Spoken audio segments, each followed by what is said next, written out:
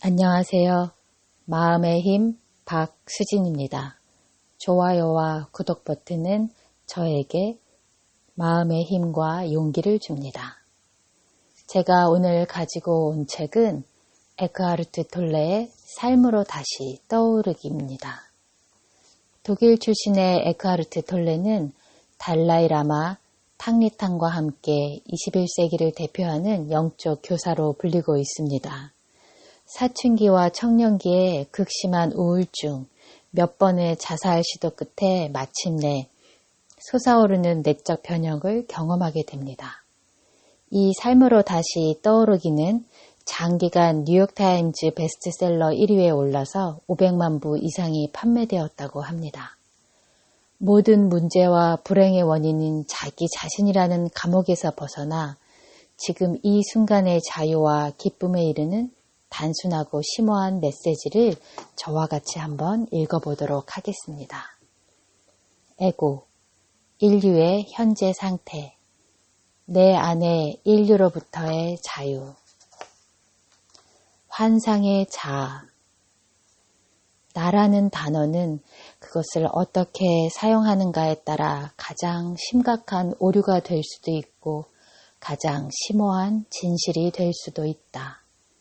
일반적인 쓰임새에서 이 단어는 파생어인 나를, 나에게, 나의 것, 나 자신 등을 포함해 가장 빈번하게 사용되는 단어 중 하나이다. 뿐만 아니라 가장 오해를 불러일으키는 단어이기도 하다. 보통 일상적인 용법에서 나에게는 원천적인 오류, 즉 자신이 누구라는 잘못된 인식과 환상에 불과한 정체성이 담겨 있다. 이것이 에고이다. 시간과 공간의 실체뿐 아니라 인간의 본성에 대해서도 깊은 통찰력을 지녔던 알베르트 아인슈타인은 이 환상의 자아의식을 일으키는 시각적 환상이라고 불렀다. 그 환상의 자아가 그 후의 모든 해석의 토대가 된다. 더 정확히 말하면 실체에 대한 오해의 토대가 되고 모든 사고과정, 상호작용, 관계의 근본이 된다. 당신의 현실은 이 근본적인 환상의 반영이다. 좋은 소식이 있다. 환상은 환상이라고 알면 소멸한다는 것이다. 환상의 알아차림은 환상의 종말이기도 하다.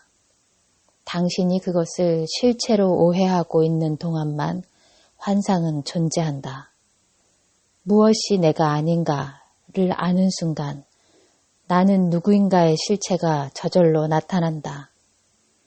우리가 에고라고 부르는 가짜 자아의 작용 원리에 대해 설명하는 이번 장과 다음 장을 아주 천천히 주의 깊게 읽어나가면 그 일이 일어날 것이다.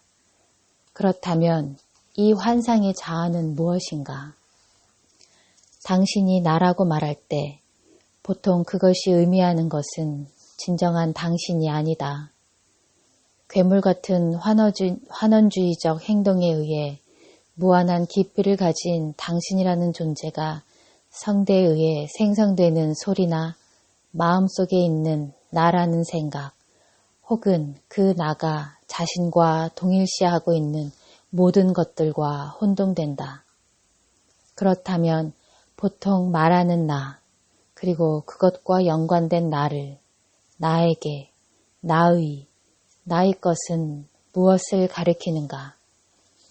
부모의 성대가 만들어내는 일련의 소리가 자신의 이름이라는 것을 알게 되면 그 단어는 아이의 머릿속에서 하나의 생각이 되고 아이는 그것을 자신과 동일시하기 시작한다.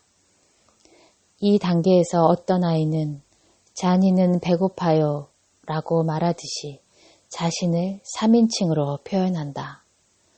머지않아 아이는 나라는 마법의 단어를 배우고 이미 자기 자신과 동일시하고 있는 이름과 똑같이 사용하기 시작한다. 이어서 다른 생각들이 이 나라는 생각과 합쳐진다. 그 다음 단계는 나의 일부로 보이는 것을 지칭하는 나의 것이라는 생각이다. 이것은 바깥의 물건과 자신을 동일화하는 일이다. 즉, 엄밀히 말하면 물건에 해당하는 자신의 생각에 자아의식의 옷을 입힘으로써 물건들로부터 자신의 정체성을 이끌어내는 것이다. 나의 장난감이 부서지거나 빼앗기면 강렬한 고통이 일어난다. 고통스러운 것은 그 장난감 자체가 가진 가치 때문이 아니다. 아이는 어쨌든 곧 그것에 흥미를 잃고 다른 장난감과 물건으로 관심이 옮겨갈 것이다. 아이의 고통은 나의 것이라는 생각 때문에 온다. 장난감은 아이의 발달하는 자아의식, 즉 나의 일부가 되어버린 것이다. 아이가 자람에 따라 나라는 생각은 다른 생각들을 그것에 끌어당긴다. 성별, 소유물, 감각을 가진 육체, 국적, 인정, 종교, 직업 등의 자신을 동일화하는 것이다. 그 밖에 나가 동일화되는 것은 어머니, 아버지, 남편, 아내 등의 역할, 축적된 지식이나 의견, 좋아하는 것과 싫어하는 것, 그리고 과거에 나에게 일어난 일들이다. 과거에 일어난 일들의 기억은 나와 나의 이야기로서 나의 자아의식을 다시 한번 규정해준다. 이것들은 사람들이 자신들의 정체성을 이끌어내는 수많은 것들의 일부에 불과하다. 그것들은 결국 내가 자아의식을 부여했다는 사실 때문에 불안정하게 붙들고 있다는 생각에 지나지 않는다. 보통 나라고 말할 때 가리키는 것은 이 정신적 구조물이다. 좀 더 정확히 말하면 당신이 나라고 말하거나 생각할 때 대개 그것은 당신이 아니라 마음이 만든 그 구조물의 일부, 즉 에고의 지배를 받는 자아이다. 이것을 깨달은 후에도 당신은 여전히 나라는 단어를 사용하겠지만 그때 그것은 당신 안에 훨씬 깊은 곳으로부터 나올 것이다. 대부분의 사람들은 여전히 끊임없는 마음의 흐름을 대부분 무의미하게 반복되는 강박적인 생각들을 자신과 완전히 동일시한다. 이 사고의 과정과 그것에 뒤따르는 감정으로부터 분리된 나는 없다. 영적으로 무의식적이라는 의미가 있다. 그들의 머릿속에 잠시도 멈추지 않고 떠드는 목소리가 있다고 하면 사람들은 무슨 목소리 하고 되묻거나 그런 것은 없다고 화를 내며 부정한다. 물론 되묻거나 화내는 주체는 바로 그 목소리, 그 생각하는 자, 관찰되지 않는 마음이다.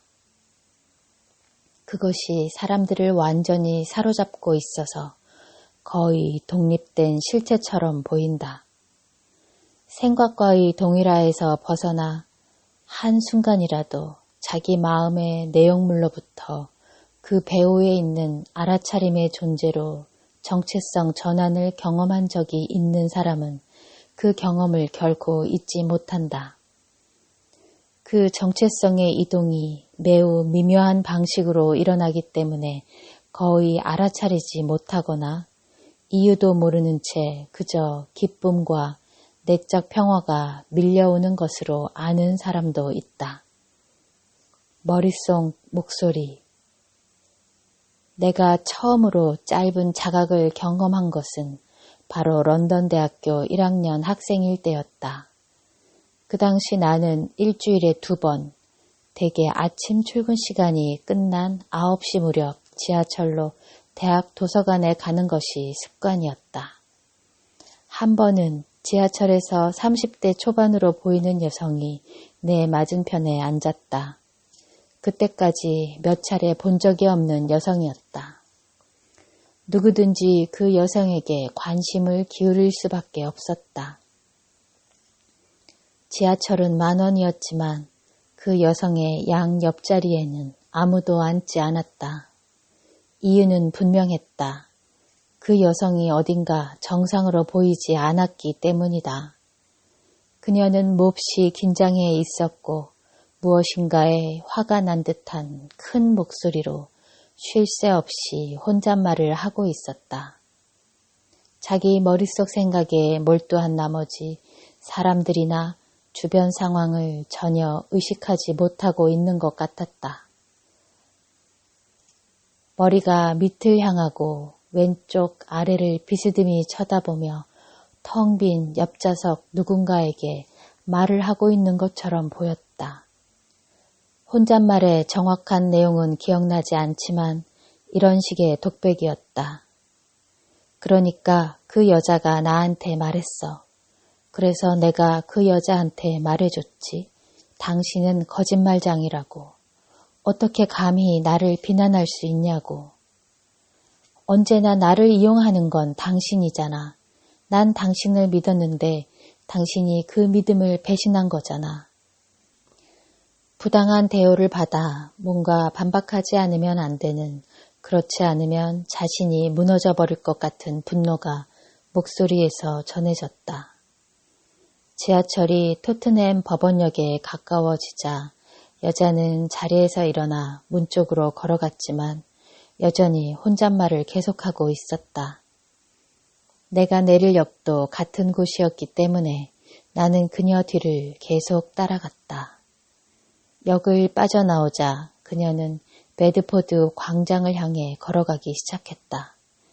하지만 여전히 상상 속의 대화에 몰입한 채 환한 어조로 누군가를 비난하고 반박하고 있었다. 나는 호기심에 이끌려 방향이 같은 동안은 뒤쫓아가 보기로 마음먹었다. 상상 속 대화에 몰두해 있음에도 그녀는 자신의 행선지를 정확히 알고 있는 것 같았다.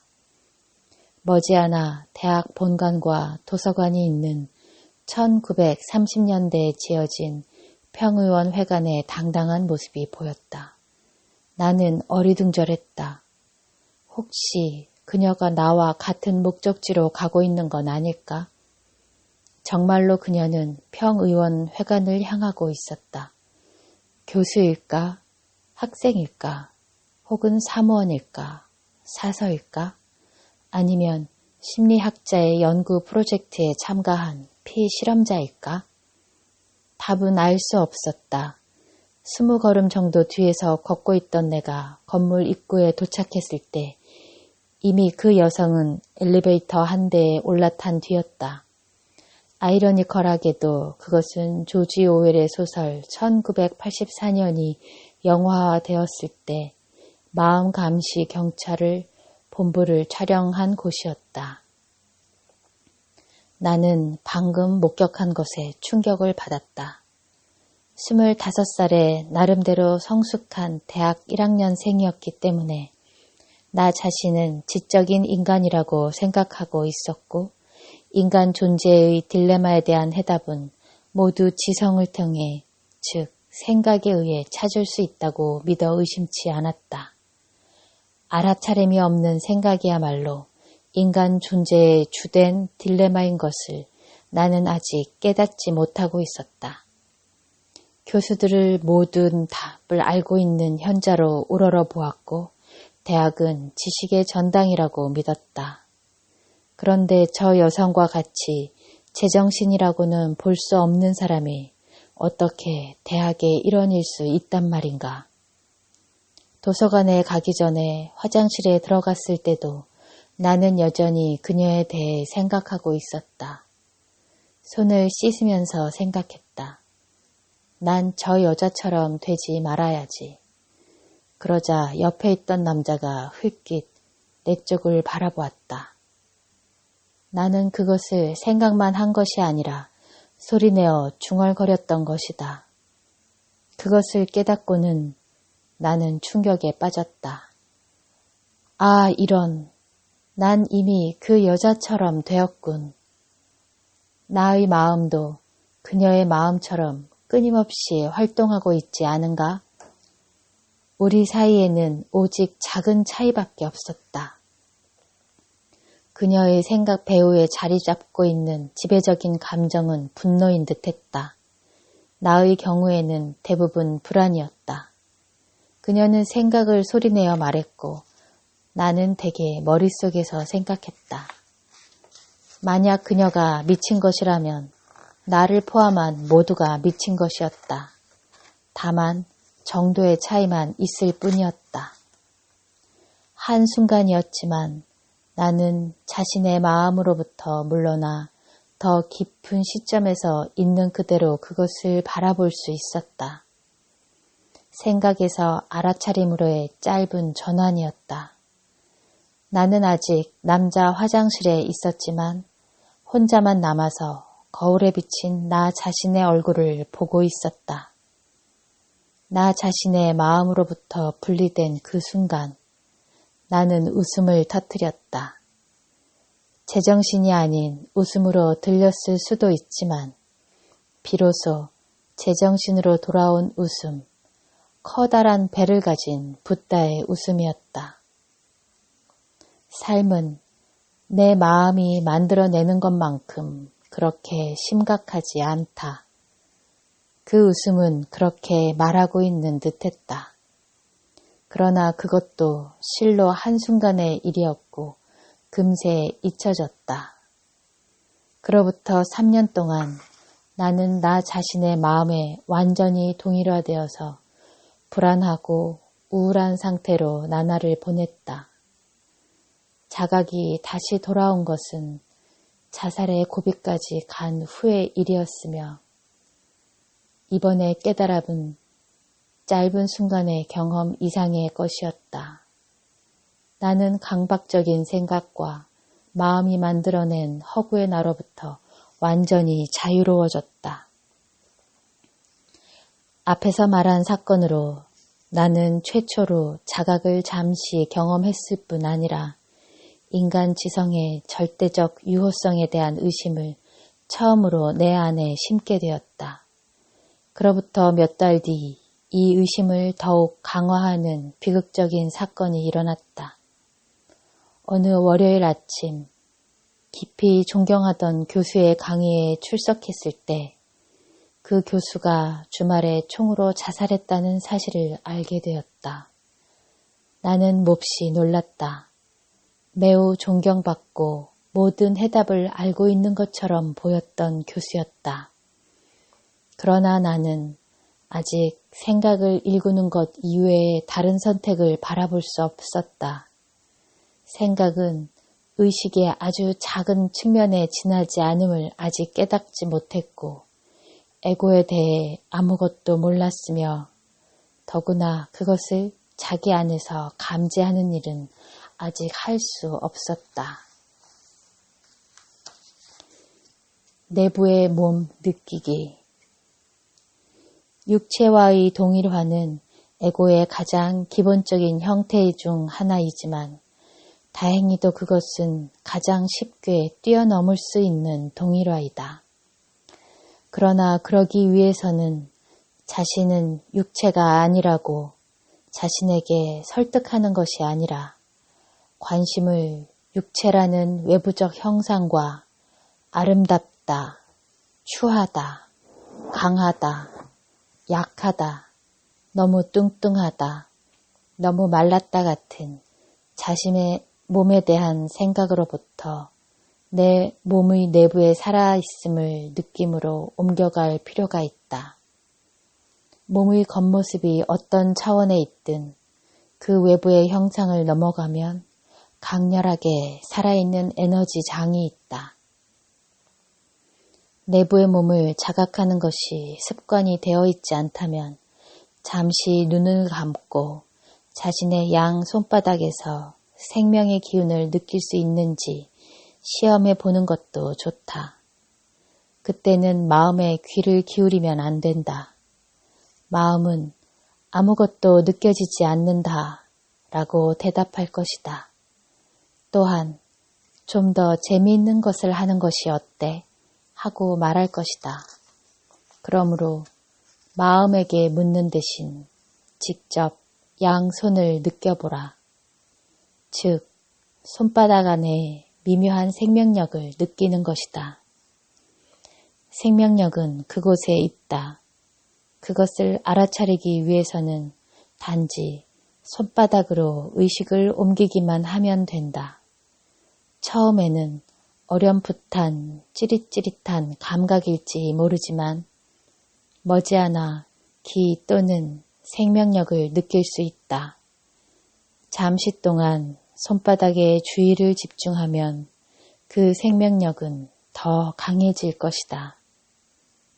사람에 따라서는 눈을 감을 필요조차 없을 것이다. 이 글을 읽으면서 내부의 손을 느끼는 사람도 있을 것이다. 그 다음에는 두 발의 주의를 이동시켜 잠시 그곳에 머물고 그리고 나서 두 손과 두 발을 동시에 느껴본다. 그 후에는 신체의 다른 부분, 즉 다리, 팔, 배, 가슴을 지나서 마지막에는 내부의 몸 전체의 생명력을 느껴보라. 이 내부의 몸은 사실은 육체가 아니고 생명 에너지이며 형상과 형상 없음의 다리이다. 가능한 한 자주 내부의 몸을 느끼는 습관을 들이는 것이 좋다. 얼마 후면 눈을 감지 않아도 느낄 수 있게 된다. 예를 들어 누군가와 대화를 나누면서도 내부의 몸을 느낄 수 있다.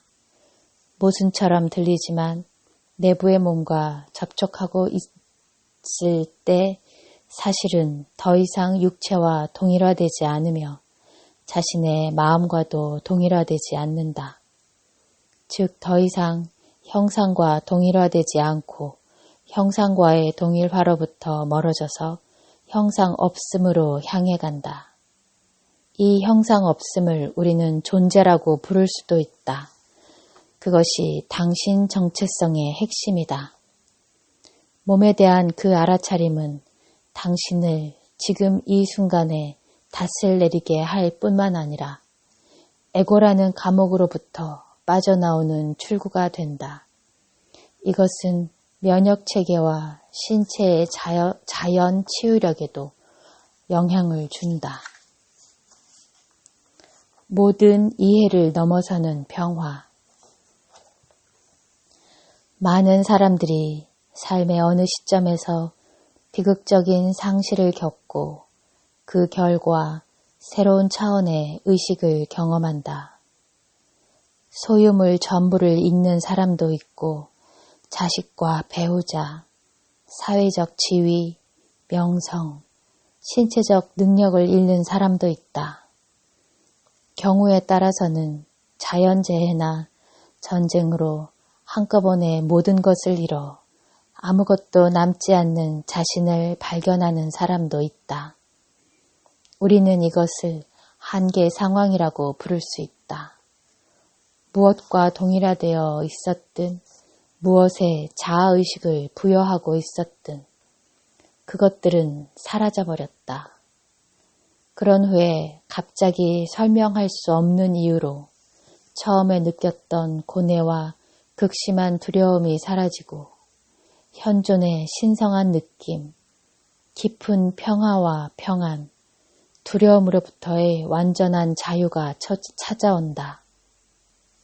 사도 바울은 이 현상에 분명 친숙했음을 틀림없다. 그는 인간의 모든 이해를 넘어서는 신의 평화라는 표현을 사용했다. 이 평화는 정말로 납득이 가지 않으며 그것을 경험한 사람들은 자신에게 묻는다.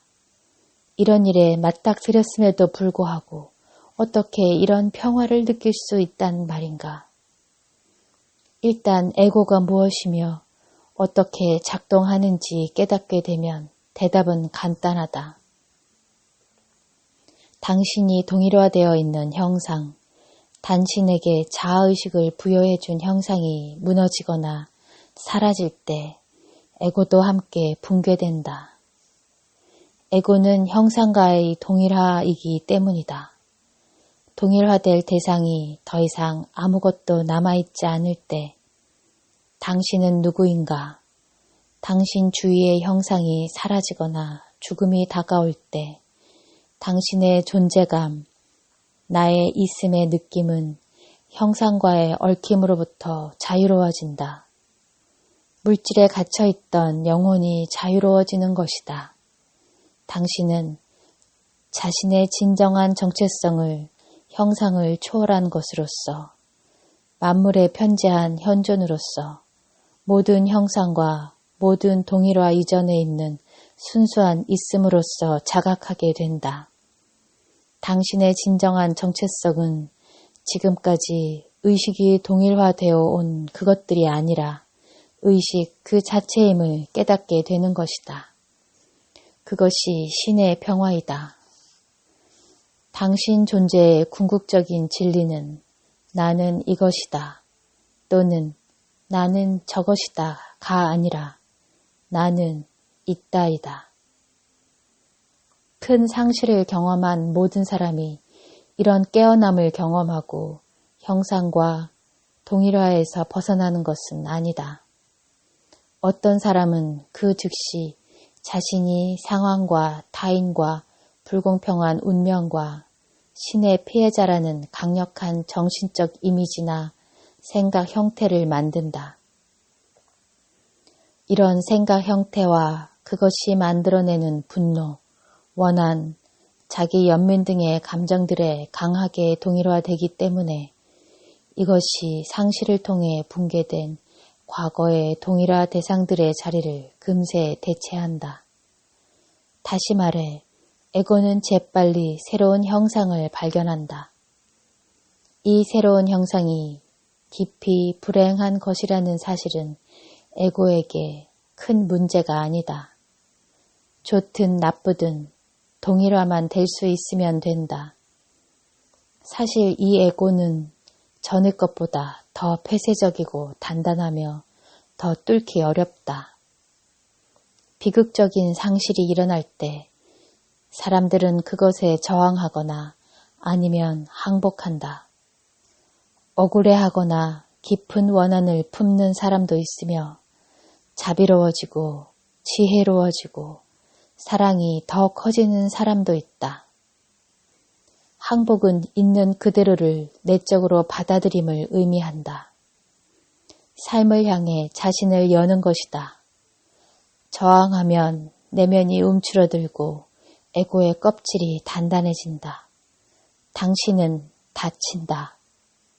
부정적인 상태라고도 부를 수 있는 내적인 저항 상태에서는 어떤 행동을 취해도 더 많은 외부적 저항을 만들어낼 것이다. 그때 우주는 당신 편에 서지 않는다. 삶은 당신을 도와주지 않을 것이다. 셔터가 내려져 있으면 햇빛은 들어올 수 없다. 내적으로 항복할 때, 저항하지 않을 때 의식의 새로운 차원이 열린다. 그때 만약 행동이 가능하거나 필요하다면 당신의 행동은 전체와 조화를 이룰 것이고 내적으로 열린 상태일 때 당신과 하나 되는 창조적인 지성과 조건 지어지지 않는 의식으로부터 지원을 받을 것이다. 주변 상황과 사람들이 당신을 돕고 협조적이 된다. 불가사의한 우연들이 일어난다. 만약 어떤 행동도 가능하지 않다면 당신은 저항의 포기와 함께 오는 평화와 내적 고요 속에서 휴식한다. 신 안에서 휴식하는 것이다. 형상의 꿈에서 깨어나기, 진정한 자신을 발견하기 위하여 좋은 것과 나쁜 것. 많은 사람들은 삶의 어느 순간 알아차린다. 이 세상에는 탄생, 성공, 성장, 건강, 기쁨, 승리뿐 아니라 상실, 실패, 질병, 노화, 쇠퇴, 고통, 죽음도 있다는 것을, 이것들에는 습관적으로 좋은 것과 나쁜 것, 질서와 무질서라는 분류표가 붙는다. 사람들이 생각하는 삶의 의미는 대개 좋은 것으로 분류된 것과 관련되어 있지만 이 좋은 것은 늘 붕괴, 파손, 무질서의 위협을 받는다. 설명을 찾을 수 없고 삶의 의미를 잃을 때 무의미와 나쁜 것의 위협을 받는다. 모든 사람의 삶에 머지않아 무질서가 몰래 숨어들어오고 아무리 많은 보험에 들었어도 그것을 막을 길 없다. 그것은 상실과 사고, 질병, 장애, 노화, 죽음 등의 형태로 침입해온다. 하지만 삶이 무질서에 침략당하고 마음이 부여한 의미들이 붕괴될 때 그것이 더 높은 질서로 가는 문이 되는 일도 있다. 이 세상의 지혜는 하느님 앞에서는 어리석음이다 라고 성경에는 기록되어 있다. 이 세상의 지혜는 무엇인가? 생각의 움직임, 생각에 의해서만 정의 내려지는 의미이다. 생각은 상황이나 사건이 각각 별개의 존재인 것처럼 하나하나 떼어내어 좋다거나 나쁘다고 판단한다. 생각을 너무 신뢰하면 현실은 단편적인 것들이 된다. 이 단편화는 환상이지만 그 안에 갇혀 있을 때는 그것이 매우 현실처럼 보인다. 그러나 우주는 나눌 수 없는 전체이며 그 안에서는 모든 것이 연결되어 있고 독립적으로 존재하는 것은 아무것도 없다. 모든 사물과 사건이 깊이 연결되어 있다는 것은 좋은 것과 나쁜 것이라는 마음속 분류가 결국은 환상에 지나지 않음을 암시한다. 마음의 분류는 언제나 제한된 시각에 갇혀 있으며 상대적이고 일시적인 진실을 나타내는 것에 불과하다. 이것은 경품 복권으로 고급차에 당첨된 지혜로운 사람의 이야기에 잘 묘사되어 있다. 친척과 지인들이 크게 기뻐하여 축하해 주러 왔다. 멋지지 않아요? 당신은 정말 운이 좋아요. 라고 그들은 말했다. 당첨된 남성은 미소를 지으며 아마도라고 대답했다. 그는 몇 주 동안 즐겁게 새 차를 운전하며 다녔다. 그러던 어느 날 교차로에서 음주운전 차량에 부딪혀 그는 중상을 입고 병원에 입원했다. 친척과 지인들이 문병을 와서 말했다. 참으로 불운했네요. 또다시 남자는 미소 지으며 아마도 라고 대답했다. 그가 아직 병원에 입원해 있던 어느 날 밤 산사태가 나서 그의 집이 바다로 쓸려가 버렸다. 다음 날 또다시 친구들이 와서 말했다. 입원 중이라서 운이 좋았어. 남자는 또 대답했다. 아마도. 이 지혜로운 남자의 아마도는 일어나는 어떤 일에 대해서도 판단하지 않음을 의미한다. 대신에 있는 그대로의 사실을 받아들이고 그럼으로써 더 높은 질서에 의식적으로 자신을 맞추는 것이다. 겉으로 봐서는 우연으로 보이는 사건이 전체라는 그림 안에서 어떤 위치를 차지하고 있고 그것에 어떤 목적이 있는지 마음으로는 이해할 수 없는 경우가 많음을 그는 아는 것이다. 그러나 절대로 우연히 일어나는 사건은 없으며 전체와 분리되어 독립적으로 존재하는 사건이나 사물도 없다. 당신의 몸을 구성하는 원자들은 일찍이 별들 속에서 형성되었다. 어떤 작은 사건조차도 문자 그대로 무한한 인과관계 속에서 생각이 미칠 수 없는 무궁무진한 방식으로 전체와 연결되어 있다. 어떤 사건의 원인을 거슬러 올라가 알고 싶다면 우주의 창조까지 되돌아가야 할 것이다. 우주는 혼돈 상태가 아니다. 우주라는 단어는 질서, 조화를 의미한다. 그 질서는 인간의 마음이 이해할 수 있는 것은 아니다. 다만 우리는 그것을 언뜻 들여다볼 수는 있다. 무슨 일이든 걱정하지 않는다. 지두 크리슈나무르티는 인도의 위대한 사상가이자 영적 교사이며 50년 넘게 세계 각지를 여행하고 강연하면서 언어를 통해 언어를 초월하고 내용물을 초월한 것을 전달하려고 했다. 생의 후반기에 행한 어느 강연에서 그는 나의 비밀을 알고 싶은가요? 하고 물어 청중들을 놀라게 했다. 듣고 있던 모든 사람이 정신을 똑바로 차리고 들었다. 대부분의 청중은 20-30년 동안 그의 말을 들어왔지만 그럼에도 여전히 그의 가르침의 본질을 이해하지 못하고 있었다.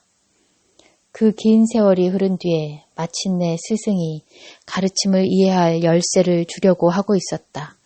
그는 말했다. 이것이 나의 비밀입니다. 나는 무슨 일이 일어나든 걱정하지 않습니다. 그는 그 이상 설명하지 않았다.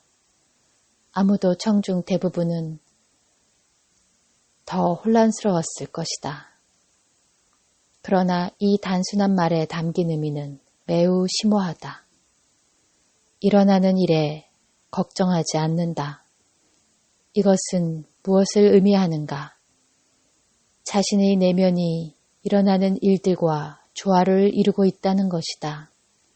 일어나는 일이란 물론 이 순간에 있는 그대로의 상태를 가리키며 그것은 이미 그러하게 그곳에 존재하고 있다. 일어나는 일은 내용물, 즉, 이 순간이 취하는 형태이다. 그리고 유일하게 존재하는 순간은 이 순간뿐이다. 이 순간에 있는 그대로와 조화를 이루고 있다는 것은 일어나는 일에 대해 내면적으로 무저항의 상태라는 뜻이다.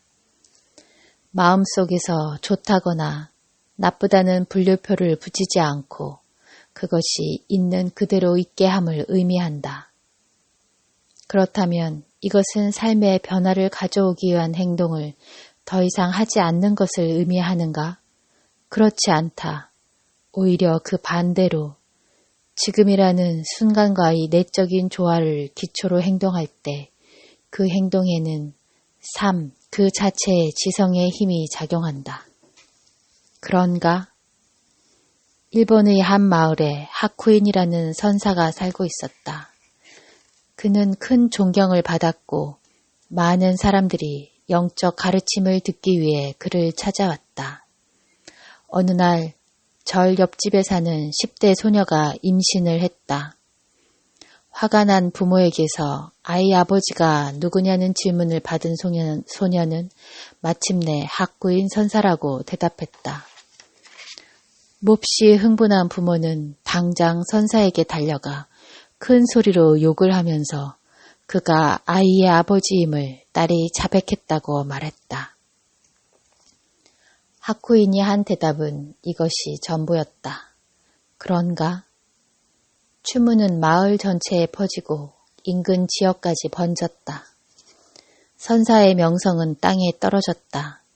그러나 선사는 개의치 않았다.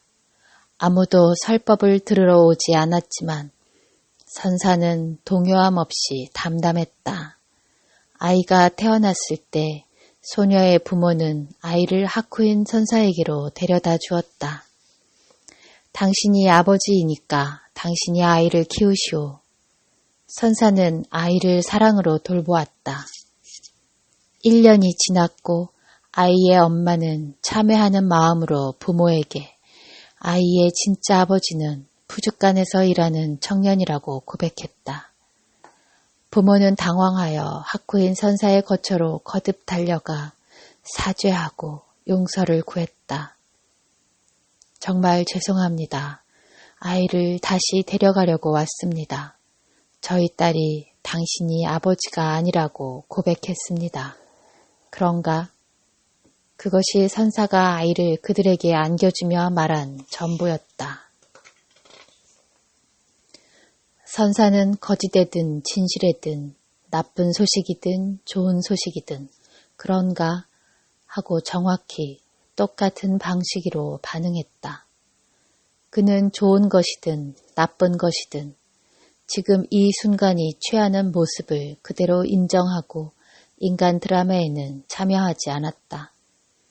그에게는 오직 이 순간만이 존재하며 이 순간은 있는 그대로일 뿐이다. 그는 일어나는 사건을 자기화하지 않는다. 그는 누구의 피해자도 아니다. 지금 이 순간에 일어나고 있는 사건과 완벽하게 하나가 되고 그런 이유 때문에 일어나는 사건은 그에게 어떤 힘도 미치지 못한다.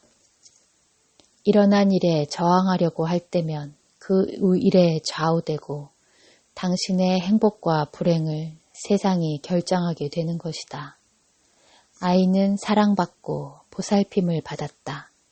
그 무저항의 힘을 통해 나쁜 것이 좋은 것으로 바뀐 것이다. 언제나 현재의 순간이 요구하는 것에 반응하면서 선사는 때가 오자 아이를 보내준 것이다. 이러한 사건들의 각 단계에서 에고라면 어떻게 반응했을지 잠시 상상해 보는 것도 좋다. 이름 붙이지 않고 인식하기. 대부분의 사람들은 자신을 둘러싼 세상을 단지 지엽적으로만 자각한다. 주변 환경이 익숙한 것일 때는 특히 그렇다. 관심의 대부분은 머릿속 목소리에 흡수된다.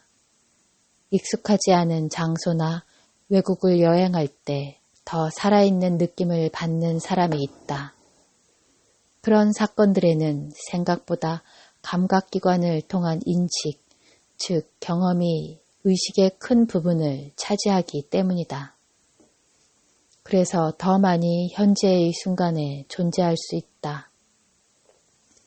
그런 시간조차도 머릿속 목소리에 완전히 소유당해 있는 사람들도 있다.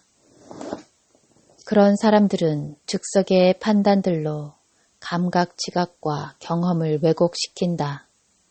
그들은 실제로는 아무데로도 가지 않은 것이다. 단지 그들의 몸만 여행하고 있으며 그들 자신은 언제나 있어 온 곳에 그대로 머물러 있다. 자신의 머릿속이 바로 그곳이다. 거의 모든 사람들의 현실이 그러하다. 감각기관을 통해 어떤 것을 인식하자마자 그 즉시 환영의 자아인 에고가 거기에 이름을 만들어 분류표를 붙이고 해석하고 무엇인가와 비교하고 좋아함과 싫어함, 좋고 나쁨을 결정한다. 생각 형태의 대상 의식 속에 갇혀버리는 것이다. 이 강박적이고 무의식적인 분류표 붙이기를 멈추지 않는 한 적어도 그 행위를 알아차리고 그것이 일어날 때 관찰할 수 있게 되지 않는 한 당신은 영적으로 깨어난 것이 아니다. 에고가 관찰되지 않은 마음으로 자기 자리에 계속 머물러 있는 것은 이 끊임없는 분류표 붙이기를 통해서다. 분류표 붙이기를 중단할 때마다 그리고 단지 그 행위를 알아차리는 것만으로도 내적 공간이 생기고 당신은 더 이상 마음에 완전히 점령당하지는 않게 된다. 펜, 의자, 컵, 식물 등 가까이 있는 물건을 하나 선택해 그것을 시각적으로 탐구해보자. 즉, 호기심이라고 할 수 있을 만한 강한 관심을 가지고 살펴보는 것이다. 개인적으로 강한 관련이 있는 이를테면 샀을 당시의 일이나 그것을 준 사람 등 과거를 상기시키는 물건은 피한다. 또한 책과 유리병처럼 글자가 적혀 있는 것들도 피한다. 그것들은 생각을 자극하기 때문이다. 긴장하지 말고 편안하지만 깨어있는 상태에서 당신의 완전한 관심을 그 물건의 세부적인 부분들에 기울인다. 생각이 일어난다 해도 거기에 개입하지 않아야 한다. 당신이 관심을 갖는 것은 그 생각들이 아니라 지각행위 그 자체이다. 그 지각행위에서 생각을 떼어낼 수 있는가? 머릿속 논평 없이 결론을 내리거나 비교하거나 무엇인가를 이해하려고 노력함 없이 다만 바라볼 수 있는가?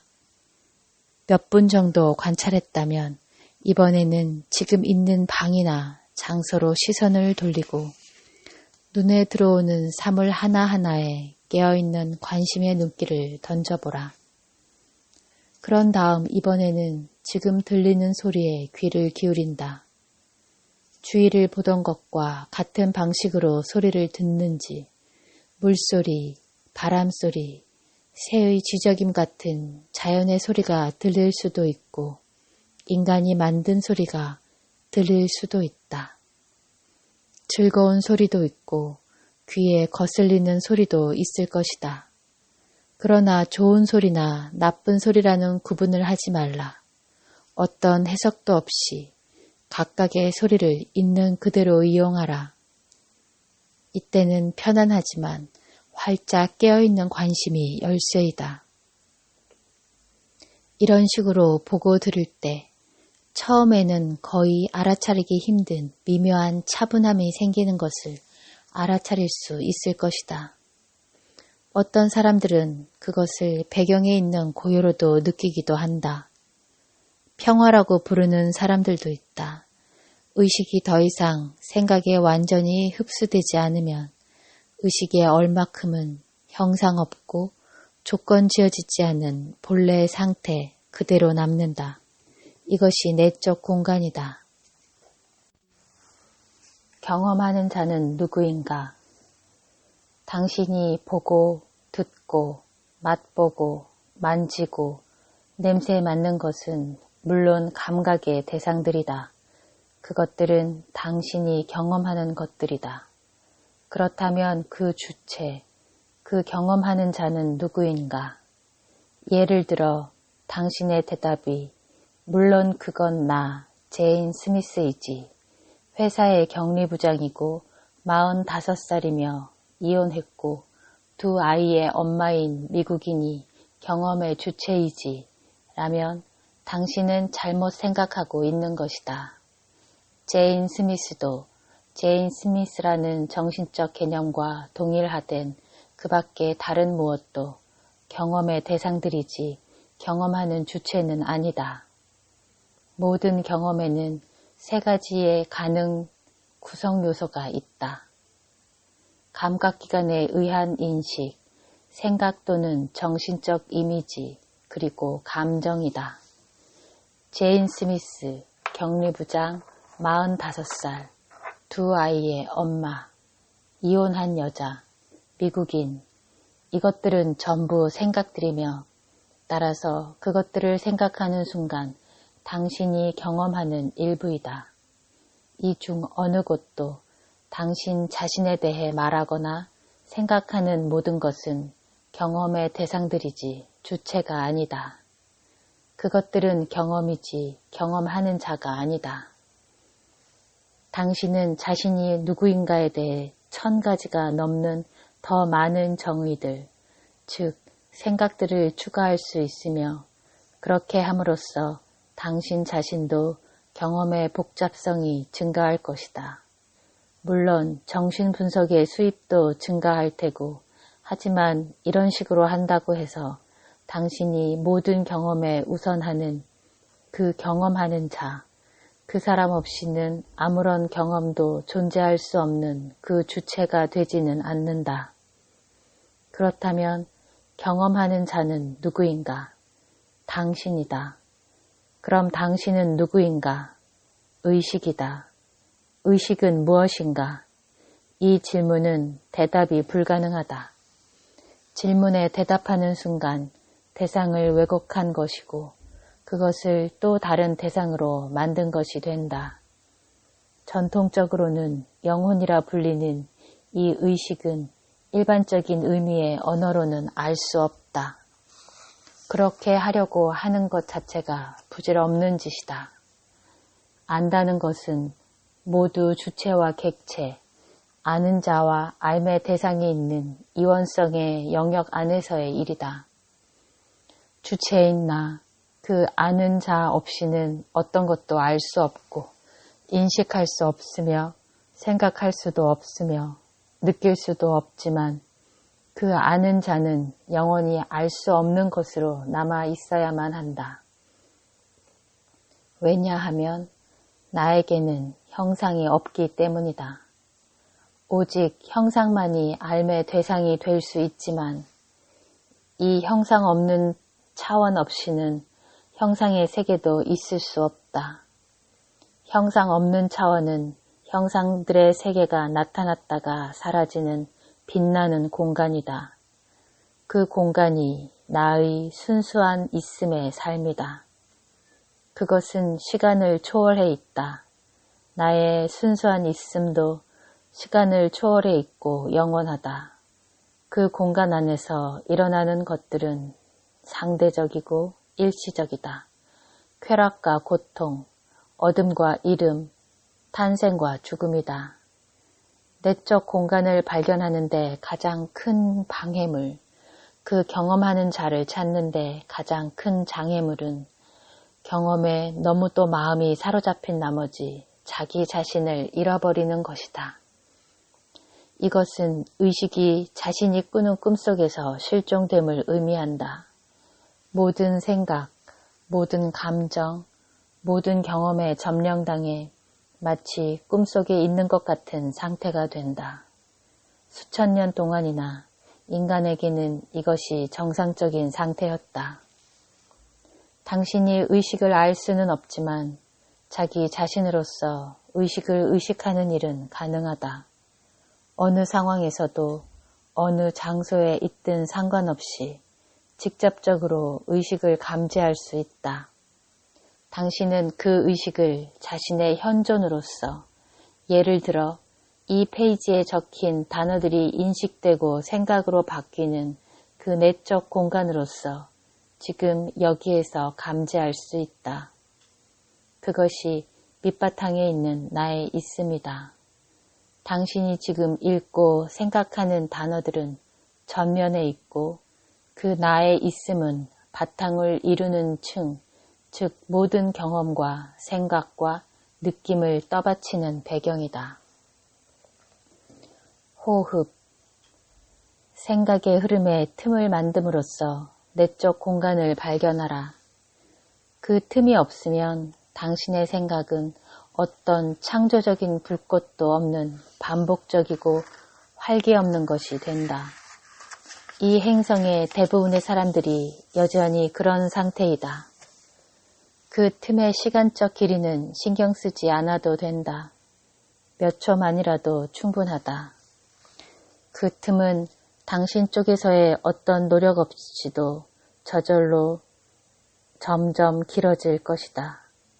시간적 길이보다 중요한 것은 그 틈을 자주 가져와서 당신의 매일의 활동들과 생각 흐름의 여기저기에 그 틈이 있게 하는 것이다. 최근에 어떤 사람이 나에게 큰 영적 조직체의 1년 행사 안내표를 보여주었다. 훑어보니 흥미있는 세미나와 명상 프로그램들이 꽤 다양하게 준비되어 있는 것이 인상적이었다. 가짓수가 다양해 온갖 음식들을 골라 먹을 수 있는 스칸디나비아식 뷔페 요리인 스메르고스 보르드가 연상되었다. 그 사람은 그 중에서 한두 개의 과정을 추천해 줄 수 있는지 나에게 물었다. 나는 말했다. 글쎄요, 잘 모르겠는데요. 모두 다 흥미로워 보이는군요. 그리고 나는 덧붙였다. 그런데 이것 하나만은 제가 압니다. 가능한 한 자주, 기억할 때마다 자신의 호흡을 자각하십시오. 이것을 1년 동안 계속하십시오. 그러면 여기에 적힌 모든 과정에 참가하는 것보다 훨씬 강력한 변화가 있을 겁니다. 게다가 숨쉬기는 무료입니다.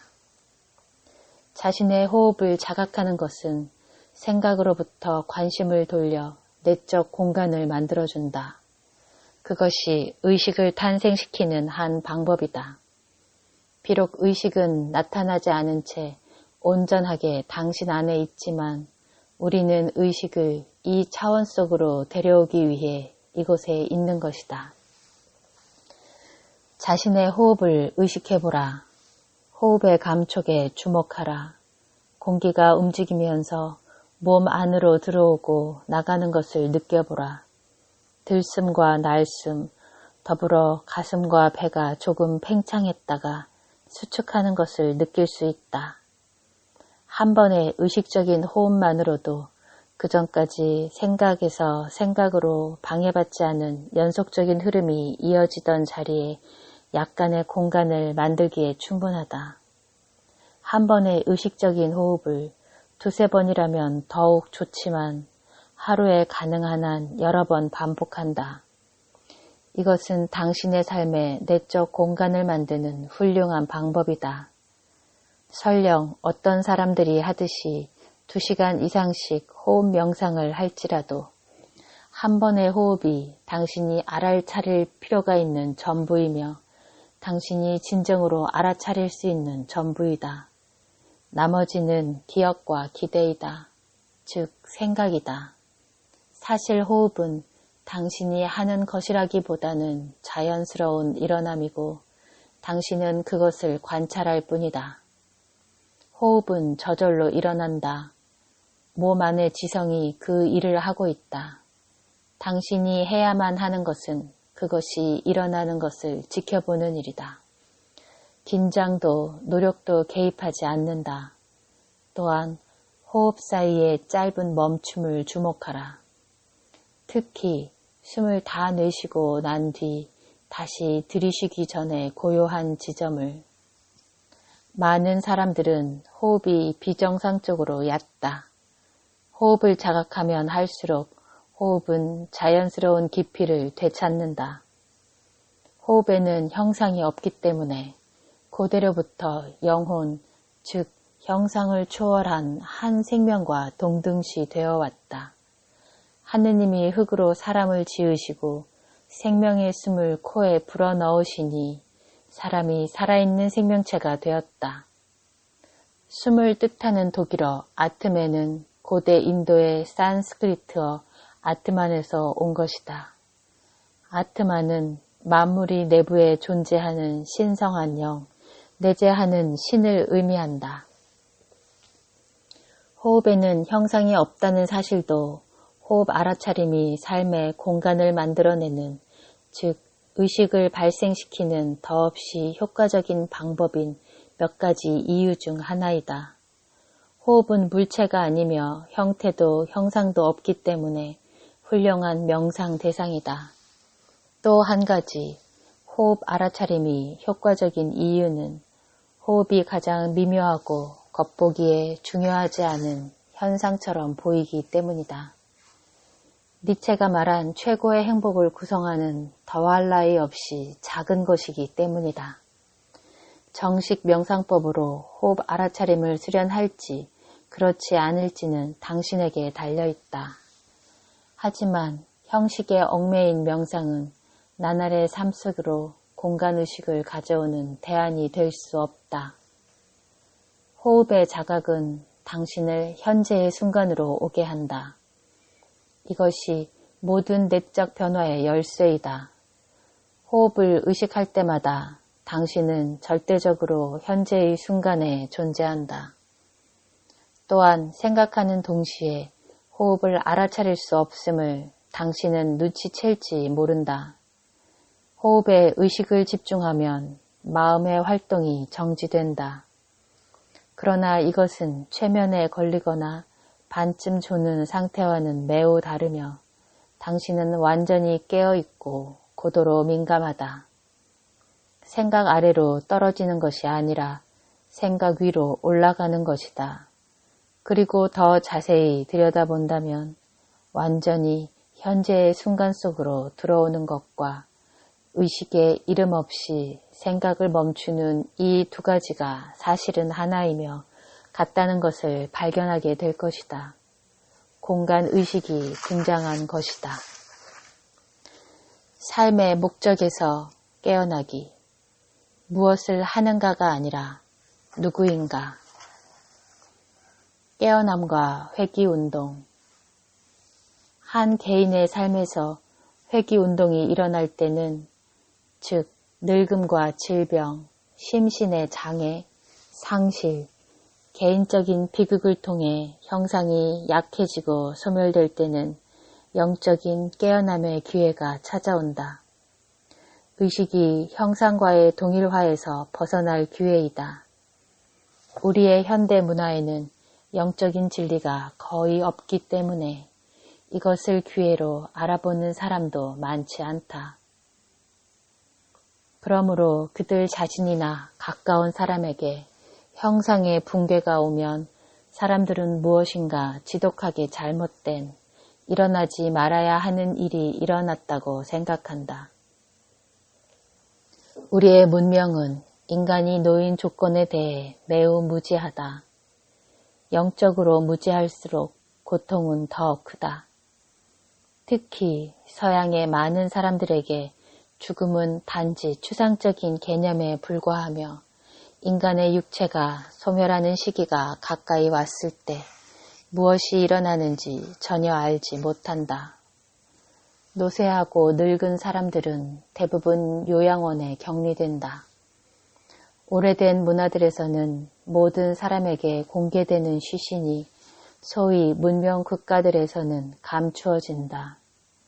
아주 가까운 가족 구성원이 아니면 고인의 시신을 보려고 하는 것은 실제로 불법이다.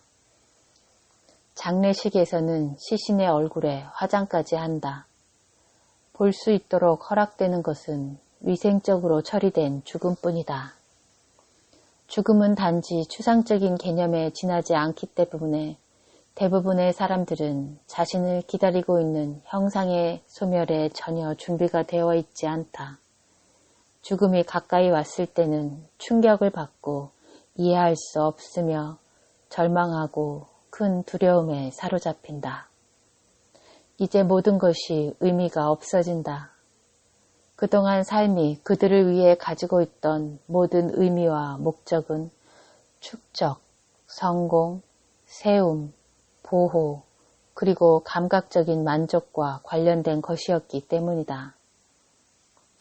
모든 것이 외부적인 운동이고 형상과의 동일화, 즉 에고와 관계된 것이다. 대부분의 사람들은 그들의 삶과 그들의 세계가 무너지고 있을 때 그것으로부터 어떤 의미도 발견하지 못한다. 그렇지만 여기에는 외부적인 운동보다도 더 깊은 의미가 잠재되어 있다. 지금까지는 개인의 삶 속으로 영적 차원이 들어오는 것은 대개 늙음과 상실과 개인적인 비극을 통해서였다. 말하자면 내면적인 목적을 나타내는 것은 외부적인 목적이 무너지고 에고의 껍질에 금이 가서 열리기 시작할 뿐이다. 그러한 사건들은 형상의 소멸을 향한 회귀운동이 시작되었음을 의미한다. 대부분의 고대 문명들에서는 이 과정에 대한 직관적인 이해가 있었음이 분명하다. 그래서 노인은 존경받고 존중받았다. 노인은 지혜의 저장고였음에 깊이의 차원을 제공했다. 그 차원이 없었으면 어떤 문명도 오래 생존하지 못했을 것이다. 그러나 현대 문명은 외부의 것과 완전히 동일화되어 내면의 영적 차원에 무지하기 때문에 늙음이라는 단어는 주로 부정적인 의미를 담고 있다. 늙음은 쓸모없음의 동의어이며 우리는 늙었다는 말을 거의 모욕으로 받아들인다. 이 단어를 피하기 위해 어르신이나 연장자와 같은 완곡한 단어를 사용한다. 최초 국가에서 할머니는 위대한 존엄성의 상징이지만 오늘날의 할머니는 기껏해야 귀여운 존재에 불과하다. 왜 노인은 쓸모없는 존재로 여겨지는가? 늙은 나이가 되면 행위보다 있음이 강조되는데 우리의 문명은 행위에 몰두해 순수한 있음에 대해서는 아무것도 모르기 때문이다. 현대 문명은 묻는다. 순수한 있음이라고? 그것으로 무엇을 할 수 있지? 사람에 따라서는 너무 일러 보이는 회귀운동, 즉 형상의 소멸에 의해 외부로 향하는 성장과 확장의 운동이 심하게 방해받는 경우가 있다. 그 방해는 일시적인 경우도 있지만 영구적인 경우도 있다. 우리는 어린아이는 죽음과 대면하지 말아야 한다고 믿지만 실제로는 병과 사고로 인해 부모와 사별하는 아이도 있고 자기 자신의 죽음과 마주해야만 하는 경우도 있다. 또한 삶의 자연스러운 확장이 심하게 제한당하는 장애를 가지고 태어나는 아이도 있다. 아니면 비교적 어린 나이에 심각한 한계가 한 개인의 삶에 찾아오는 경우도 있다. 일어나서는 안 되는 시점에 외부로 향하는 운동이 방해받으면 그것이 잠재적으로 더 일찍 영적인 깨어남을 가져올 수도 있다. 궁극적으로 일어나지 말아야 하는데도 일어나는 일은 없다. 말하자면 더 큰 전체의 일부가 아닌 것, 그 목적의 일부가 아닌 것은 절대로 일어나지 않는다. 그러므로 외부적인 목적의 파괴와 중단은 내면적인 목적의 발견으로 이어지며 그 후에 내면적인 목적에 일치하는 더 심오한 외부적인 목적의 나타남으로 이어질 수 있다. 큰 고통을 경험한 아이들은 종종 나이보다 훨씬 성숙한 젊은이로 성장한다. 형상 차원에서의 이름은 본질 차원에서의 어둠이다. 고대 문명과 전설에 등장하는 눈먼 예언자와 상처 입은 치료사 같은 전통적인 인물을 보면 형상 차원에서의 크나큰 상실이나 장애가 영적 차원에서의 문이 되었음을 알 수 있다. 모든 형상의 불안정한 본성을 직접 경험하면 다시는 형상을 과대평가하지 않게 되고 맹목적으로 형상을 추구하거나 형상에 집착해 자신을 잃어버리는 일은 하지 않게 된다. 형상의 소멸, 그 중에서도 특히 늙음으로써 나타나는 깨달음의 기회는 현대 문명에서는 이제 막 인식되기 시작하고 있다. 슬프게도 대부분의 사람들은 이 기회를 놓친다. 에고가 바깥으로 향하는 확장과 자신을 동일시했듯이 수축 회귀 운동과도 자신을 동일시하기 때문이다. 그 결과 에고의 껍질이 점점 더 단단해진다. 열림보다는 수축이 일어난다.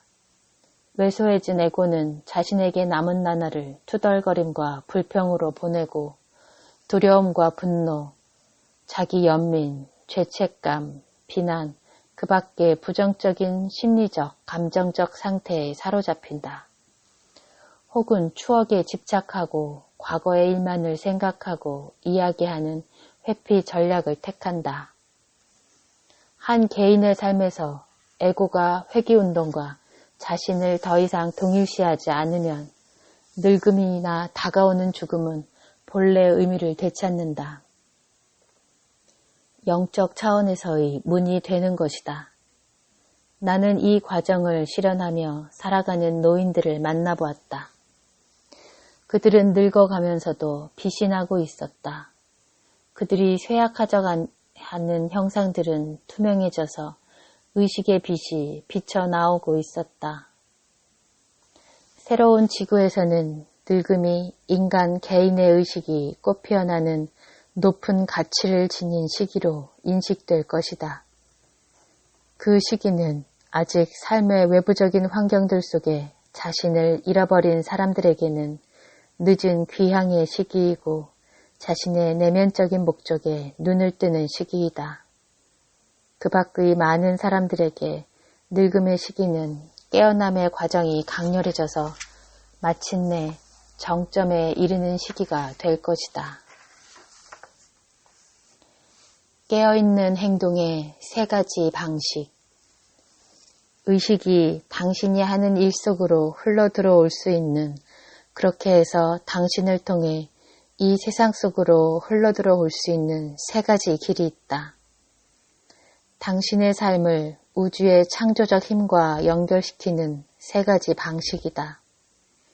여기서 방식이란 자신이 하는 일 속으로 흘러들어와 당신의 행동을 깨어있는 의식과 연결하는 밑바탕의 에너지 주파수를 의미한다. 이 세 가지 방식 중 어느 하나로부터 일어나지 않는다면 당신이 하는 일은 기능장애적이고 에고에서 나오는 것이다. 또한 이 방식은 하루 중에도 변할 수 있지만 삶의 특정 단계에서는 그것들 중 어느 한 가지가 지배적일 것이다. 각각의 방식은 특정한 상황에 적당하다. 깨어있는 행동의 세 가지 방식은 받아들임, 즐거움, 열정이다. 각각은 의식의 특정한 진동 주파수를 대표한다. 가장 단순한 일부터 매우 복잡한 일까지 당신이 어떤 행동을 할 때마다 그 셋 중 하나가 작동하도록 특별히 깨어 있어야 한다.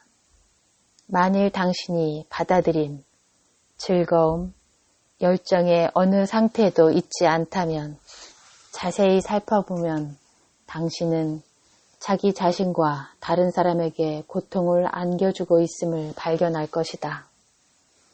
받아들임.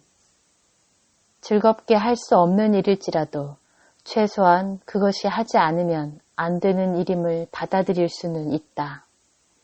받아들임이란 지금 이 상황, 이 순간이 나에게 그 일을 하라고 요구하므로 기꺼이 그 일을 하겠다는 것이다.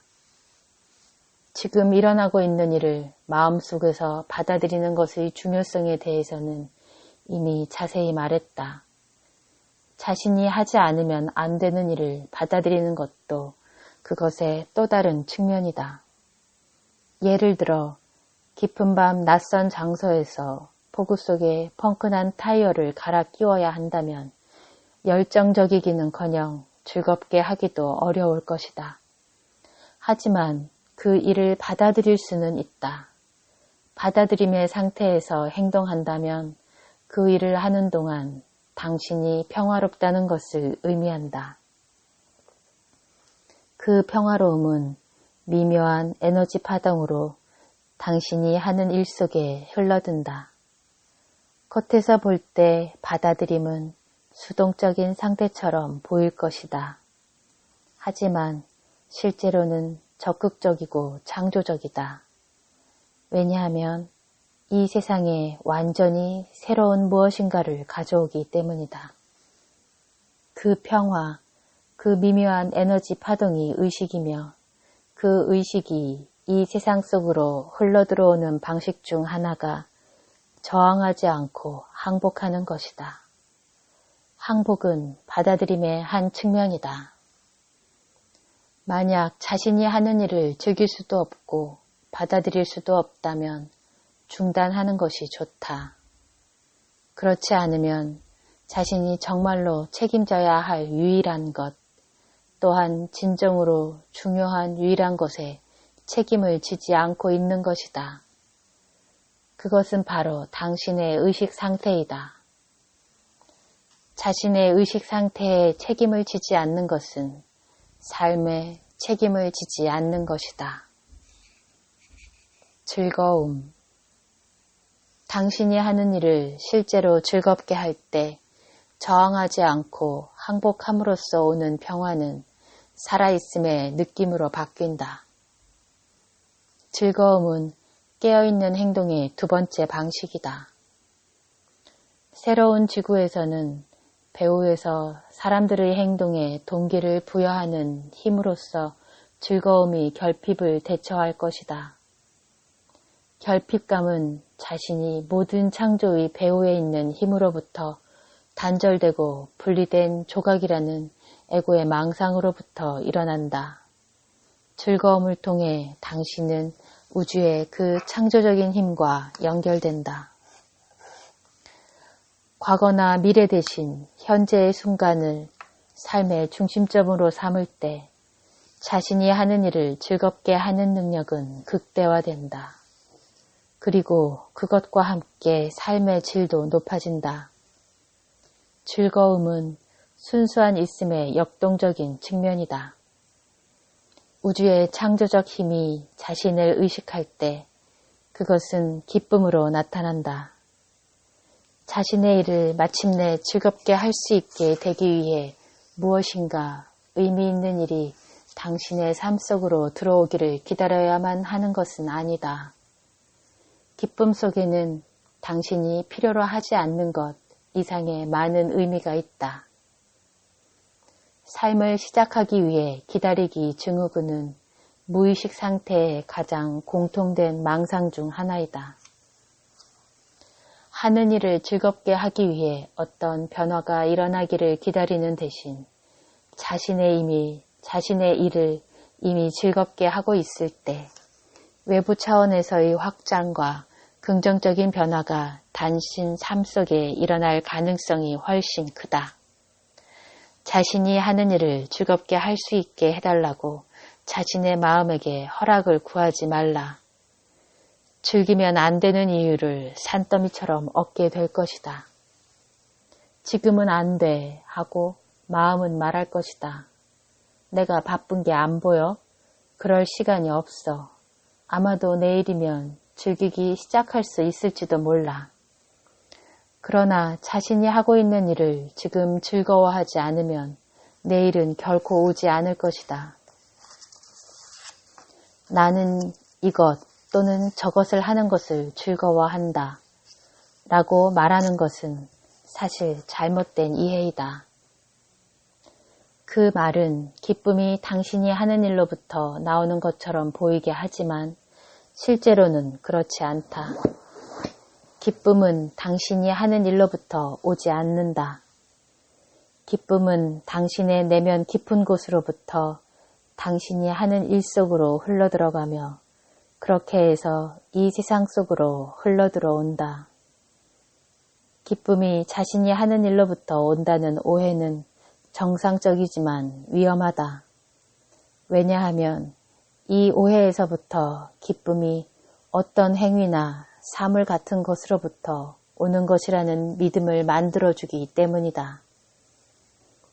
그때 당신은 세상이 당신에게 기쁨과 행복을 가져다 주기를 기대한다. 하지만 세상은 그렇게 할 수 없다. 많은 사람들이 끝없는 좌절 속에서 살아가는 이유가 거기에 있다. 그들이 필요하다고 생각하는 것을 세상이 그들에게 주지 않는 것이다. 그렇다면 당신이 하는 일과 기쁨의 상태는 무슨 관계인가? 당신이 현재의 순간에 온전히 존재하면서 그 행위를 할 때, 그리고 그 행위가 단지 목적을 위한 수단이 아닐 때, 그것이 어떤 일이든 즐거울 것이다. 사실 즐거움은 당신이 행하는 행위가 아니라 그 행위 속으로 흘러들어가는 강한 살아있음의 느낌이다. 그 살아있음은 당신 자신과 하나이다. 그러므로 당신이 하는 일을 즐겁게 하는 것은 실제로는 순수한 있음의 기쁨을 역동적인 측면에서 경험하는 것이다. 따라서 즐겁게 하는 모든 일은 당신을 모든 창조의 배후에 있는 힘과 연결해 준다. 여기 당신의 삶 속에 힘과 창조적 확정을 가져올 영적인 실천 방법이 있다. 당신이 매일 반복하는 일상생활의 목록을 만들어 보라. 당신이 재미를 느끼지 못하고 지루하고 따분하고 짜증나고 스트레스 받는 일을 포함시키라. 그러나 몹시 싫어하거나 혐오하는 일들은 포함시키지 말라. 목록에는 일터로 가고 오는 것, 시장 보기, 빨래하기 또는 매일의 일과 중에서 당신이 지루해하거나 스트레스 받는다고 느끼는 일들을 포함할 수도 있다. 그런 다음 목록에 있는 일들을 하게 될 때마다 그것을 깨어있음의 도구로 삼는다. 당신이 하는 일 속에 온전히 존재하고 그 활동들 배후에 있는 당신의 내면의 깨어있음, 살아있는 고요를 감지해보라. 이렇게 하나하나의 행동을 자각하면서 하면 그런 상태에서 하는 것은 스트레스가 되지 않고 지루하지도 짜증스럽지도 않으며 실제로 즐거워할 만한 일이 된다는 것을 곧 알게 될 것이다. 더 정확히 말하면 당신이 즐거워하고 있는 것은 실제로 외부적인 행위가 아니라 그 행위 속으로 흘러 들어오는 내면의 의식 차원이다. 이것은 당신이 행하고 있는 일 속에서 순수한 있음의 기쁨을 발견하는 일이다. 만약 당신의 삶에 의미가 빠져 있다고 느끼거나 스트레스가 너무 많거나 지루하다고 느낀다면 그것은 당신이 그 의식 차원을 아직 당신의 삶 속으로 가져오지 않았기 때문이다. 깨어있는 의식으로 무엇인가를 하는 것이 아직 당신의 삶에 주던 목표가 아닌 것이다. 삶의 주된 목적은 의식의 빛을 이 세상 속으로 가져오는 것임을 깨닫고 자신이 하는 모든 일을 의식을 위한 매개체로 삼는 사람들이 많아지면 새로운 지구가 탄생한다. 순수한 있음의 기쁨은 의식이 깨어있는 기쁨이다. 그때 깨어있는 의식은 에고로부터 권한을 넘겨받아 당신 삶을 운영하기 시작한다. 그때 당신은 지금까지 오랫동안 해온 행동에 의식의 힘이 실려 자연스럽게 더 큰 무엇인가로 확장됨을 발견할 것이다. 창조적인 행위를 통해 많은 이들의 삶을 풍요롭게 하는 사람들은 그 행위를 통해 무엇인가를 달성하거나 무엇인가가 되려는 바람이 없이 단순히 자기들이 가장 즐겁게 하는 일을 할 뿐이다. 그들은 음악가, 화가, 작가, 과학자, 교사, 건축가일 수도 있고 새로운 사회 구조와 사업체를 만들어내려는 사람일 수도 있다.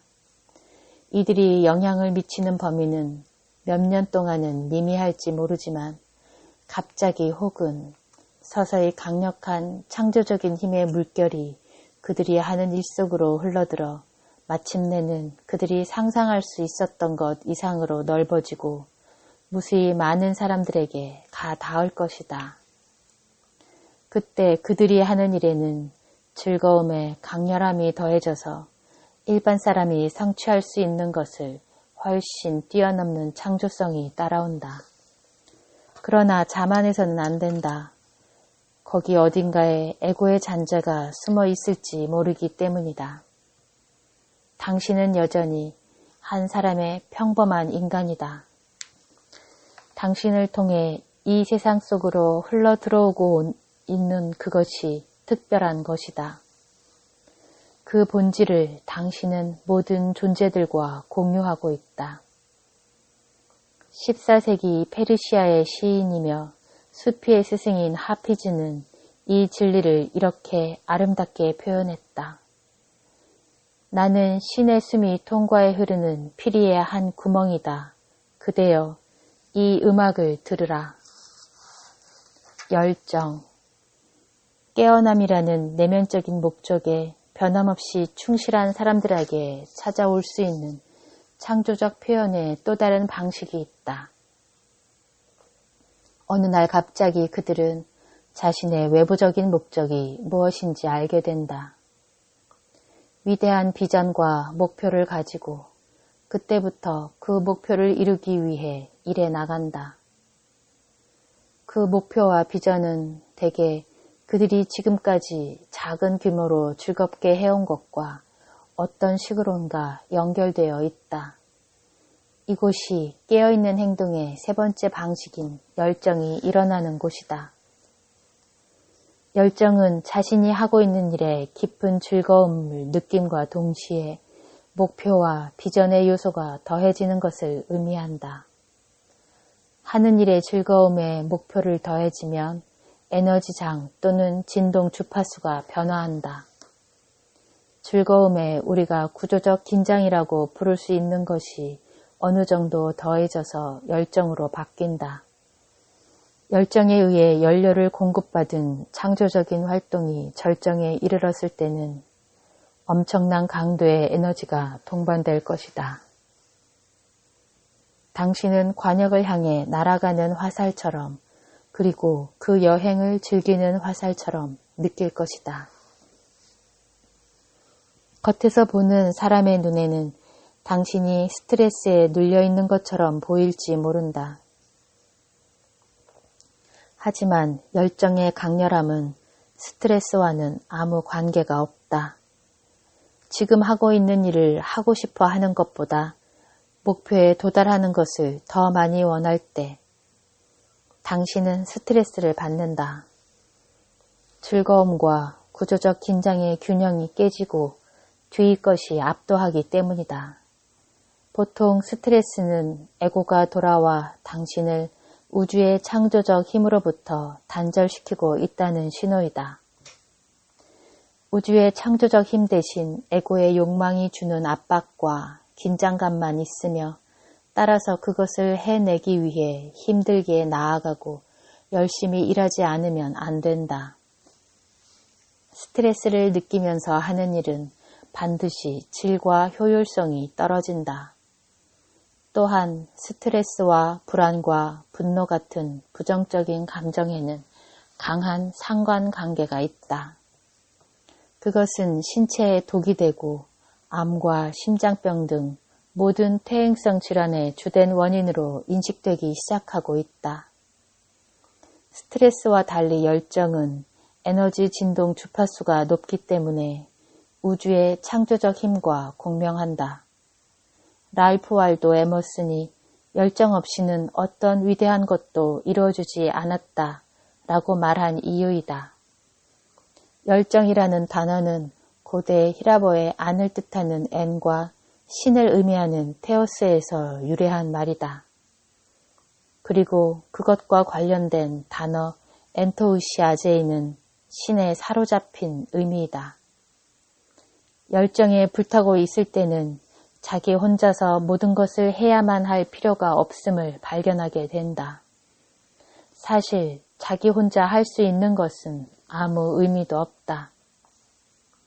열정은 창조적 에너지의 물결을 불러들이기 때문에 당신은 다만 그 물결에 올라타기만 하면 된다. 열정은 당신이 하는 일 속으로 엄청난 힘을 가져다 준다. 그 힘에 접속해 본 적이 없는 사람들은 당신이 이룬 것을 경의와 찬탄의 눈으로 바라볼 것이고 그 업적을 당신과 동등시할 것이다. 그러나 당신은 나 자신의 힘만으로는 나는 아무것도 할 수 없다 라는 예수의 말이 가리키는 진리를 안다. 똑같은 정도로 반발하는 힘을 만들어내는 에고의 욕망과는 달리 열정에는 대립이 없다. 열정은 대결하지 않는다. 열정에 따른 행위에는 승자도 패자도 없다. 기본적으로 배타적이지 않고 다른 사람을 포용한다. 열정은 사람들을 이용하거나 조정할 필요가 없다. 왜냐하면 열정 자체가 창조적 힘이기 때문에 2차적인 에너지 차원에서 힘을 얻을 필요가 없다. 에고의 욕망은 늘 무엇인가로부터 또는 누군가에게서 빼앗으려고 시도한다. 반면에 열정은 자신의 풍요로부터 나누어 준다.